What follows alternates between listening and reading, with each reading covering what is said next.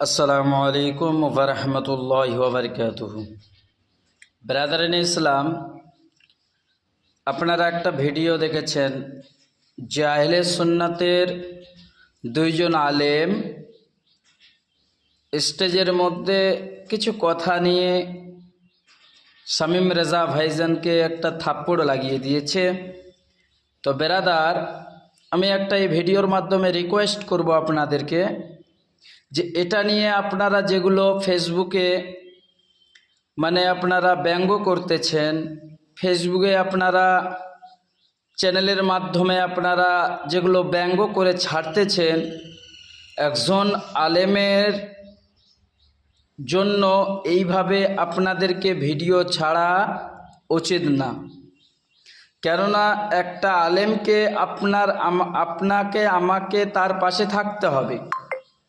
একটা আলেমের সঙ্গে আপনাকে আমাকে সাপোর্ট করতে হবে, কিন্তু সাপোর্টের জায়গায় আপনি কি করতেছেন, সে আমাদের আহলে সুন্নাত ওয়াল জামাতের আলেমদেরকে নিয়ে আমরা অনেকেই রয়েছি যারা আমরা তাদেরকে নিয়ে ভিডিও ভাইরালের জন্য তাদেরকে নিয়ে ভিডিও পোস্ট করতেছি এবং কতগুলো কথা বলতেছি সোশ্যাল মিডিয়ার মাধ্যমে, ফেসবুকের মাধ্যমে।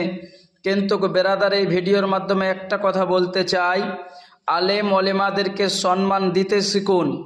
সম্মান ইজ্জত কিনতে পাওয়া যায় না। আর একটা কথা মাথায় রাখবেন, আল্লাহ যাকে সম্মান দেয় তার কাছ থেকে কেউ সম্মান ছিনিয়ে নিতে পারে না। আর আল্লাহ যাকে সম্মান দেয় না, সারা জীবন চেষ্টা করলেও সম্মান পাবে না। তো ব্রাদার, একটা অনুরোধ কি, যে শামীম রেজা ভাইজানের সঙ্গে যেটা হয়েছে, আমাদের দুটো আহলে সুন্নাত ওয়াল জামাতের আলেম, তাদের মধ্যে কোনো কথাতে এরকম হয়ে গেছে। তো এটা দেখতে হবে ভালো করে, কে ভুল করেছে, কে কি করেছে, তবেই আমরা কোনো একটা সিদ্ধান্ত আমরা নিতে পারবো। কিন্তু আমরা এইভাবে যে ফেসবুক সোশ্যাল মিডিয়ায় যে তাদের ব্যাপারে এতগুলো কথা বলছি, কেউ বলছে শামীম রেজা ভাইজানকে যেন আরও দু চারটা লাগিয়ে দেওয়া হতো তাহলে ভালো হতো। এসব কথাবার্তা একটা আলেমের জন্য বলা উচিত নয়। বেরাদার, একটা আলেমকে দুঃখ কষ্ট দেওয়া মানে স্বয়ং রাসূলুল্লাহকে কষ্ট দেওয়া। বেরাদার মুসলমান, জেনে শুনে আমরা ভুল করতেছি, তাই না বলেন? তো বেরাদার, আলেমের পাশে থাকবো, সাপোর্ট দিব।